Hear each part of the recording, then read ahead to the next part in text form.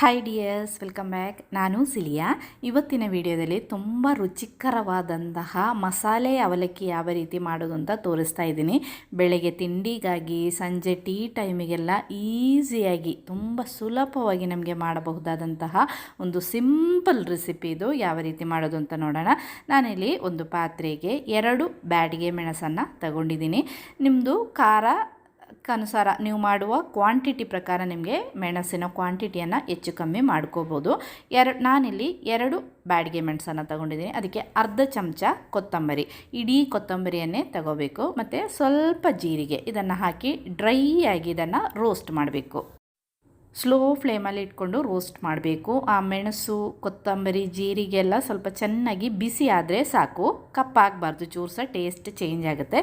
ಇನ್ನು ಇದನ್ನು ತಣ್ಣಗಾಗಲಿಕ್ಕೆ ಬಿಡೋಣ. ಸರಿಯಾಗಿ ತಣ್ಣಗಾದ ಮೇಲೆ ಇದನ್ನೆಲ್ಲ ಒಂದು ಮಿಕ್ಸಿ ಜಾರಿಗೆ ಹಾಕೋಣ. ಇದರೊಟ್ಟಿಗೆ ಸ್ವಲ್ಪ ತುರಿದಿರುವ ತೆಂಗಿನಕಾಯಿ, ನನ್ನ ಕೈಯಲ್ಲಿ ನಾನು ಸ್ವಲ್ಪ ತುರಿದಿರುವ ತೆಂಗಿನಕಾಯಿಯನ್ನು ಇದಕ್ಕೆ ಹಾಕಿದ್ದೀನಿ. ಇದಕ್ಕೆ ಸ್ವಲ್ಪ ಅರಶಿನ ಹುಡಿಯನ್ನು ಸಹ ಹಾಕಿ ಇದನ್ನು ನಾವು ಪಲ್ಸ್ ಮಾಡಬೇಕು. ಜಾಸ್ತಿ ನೈಸಾಗಿ ಗ್ರೈಂಡ್ ಮಾಡಬಾರ್ದು. ಇದೇ ರೀತಿ ತರಿಯಾಗಿ ಇದನ್ನು ನಾವು ಇದೇ ರೀತಿ ಪಲ್ಸ್ ಮಾಡ್ಕೋಬೇಕು. ಇನ್ನು ಈ ಮಸಾಲೆಯನ್ನು ಸೈಡಿಗಿಟ್ಟು ಸ್ವಲ್ಪ ತುಪ್ಪ ಅಥವಾ ಎಣ್ಣೆ ಚೆನ್ನಾಗಿ ಬಿಸಿಯಾದ ಮೇಲೆ ಇದಕ್ಕೆ ಸಾಸಿವೆ ಮತ್ತು ಫ್ರೆಶ್ ಆಗಿರುವಂತಹ ಕರಿಬೇವು ಸೊಪ್ಪನ್ನು ಹಾಕಿ ಸೈಡಿಗೆ ಇಡೋಣ.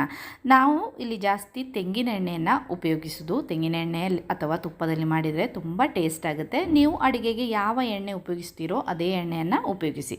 ಇನ್ನು ಸ್ವಲ್ಪ ದೊಡ್ಡ ಪಾತ್ರೆ ತಗೊಂಡು ಈ ಪಾತ್ರೆಗೆ ಸ್ವಲ್ಪ ತುರಿದಿರುವ ತೆಂಗಿನಕಾಯಿಯನ್ನು ಸೇರಿಸ್ಕೋಬೇಕು. ನಾವು ಮಸಾಲೆಯನ್ನು ರುಬ್ಬುವಾಗ ಅದಕ್ಕೆ ಸ್ವಲ್ಪ ತೆಂಗಿನಕಾಯಿ ತುರಿ ಹಾಕಿದ್ವಿ. ಇವಾಗ ನಮಗೆ ತೆಂಗಿನಕಾಯಿ ತುರಿ ಸ್ವಲ್ಪ ಜಾಸ್ತಿ ಹಾಕಿದರೆ ಟೇಸ್ಟ್ ಚೆನ್ನಾಗಾಗುತ್ತೆ. ಇನ್ನು ಇದಕ್ಕೆ ನಾವು ರುಬ್ಬಿಟ್ಟಿರುವ ಆ ಮಸಾಲೆಯನ್ನು ಸೇರಿಸಬೇಕು. ಇನ್ನು ಇದಕ್ಕೆ ಬೆಲ್ಲ, ನಾನು ಒಂದು 5 ಚಮಚದಷ್ಟು ಬೆಲ್ಲವನ್ನು ತುರಿದು ಇಟ್ಕೊಂಡಿದ್ದೆ. ಬೆಲ್ಲದ ಬದಲು ಸಕ್ಕರೆಯನ್ನು ಸಹ ನಮಗೆ ಸೇರಿಸ್ಬೋದು. ಸ್ವಲ್ಪ ಉಪ್ಪು ಮತ್ತು ಸ್ವಲ್ಪ ನಿಂಬೆಹಣ್ಣಿನ ರಸ, ಒಂದು 5-6 ಹನಿಯಷ್ಟು ನಿಂಬೆ ರಸವನ್ನು ಸಹ ಸೇರಿಸಿದಾಯಿತು. ಇನ್ನು ಇದಕ್ಕೆ ನಾವು ಅವಲಕ್ಕಿಯನ್ನು ಸೇರಿಸಬೇಕು. ನಾನು ನನ್ನ ಕೈ ಹಿಡಿಗೆ 3 ಕೈ ಹಿಡಿಯಷ್ಟು ಅವಲಕ್ಕಿಯನ್ನು ಹಾಕ್ತಾಯಿದ್ದೀನಿ. ಅದಷ್ಟರದ್ದು ಮಸಾಲೆದು ಅಳತೆ ನಿಮಗೆ ತೋರಿಸಿದ್ದು. ನೀವು ಜಾಸ್ತಿ ಮಾಡುವಾಗ ಕ್ವಾಂಟಿಟಿಯನ್ನು ಜಾಸ್ತಿ ಮಾಡ್ಕೋಬೇಕು. ಇನ್ನು ನಾವು ಎಣ್ಣೆಗೆ ಸಾಸಿವೆ ಮತ್ತು ಕರಿಬೇವು ಸೊಪ್ಪನ್ನು ಹಾಕಿಟ್ಟಿದ್ವಲ್ಲ, ಅದನ್ನು ಸಹ ಇದರ ಮೇಲ್ಗಡೆಯಿಂದ ಹಾಕಿ ಕೈಯಲ್ಲಿ ಚೆನ್ನಾಗಿ ಮಿಕ್ಸ್ ಮಾಡಬೇಕು. ನಾವು ತೆಂಗಿನಕಾಯಿ ತುರಿ, ಬೆಲ್ಲ, ಮಸಾಲೆ ಮತ್ತು ನಿಂಬೆಹಣ್ಣಿನ ರಸ ಎಲ್ಲ ಹಾಕಿದ್ದೀವಲ್ಲ, ಅದೆಲ್ಲ ಎಲ್ಲ ಕಡೆ ಒಳ್ಳೆ ಮಿಕ್ಸ್ ಆದಾಗ ನಮ್ಮದು ಅವಲಕ್ಕಿ ಇದೇ ರೀತಿ ರೆಡ್ ಕಲರ್ ಆಗುತ್ತೆ.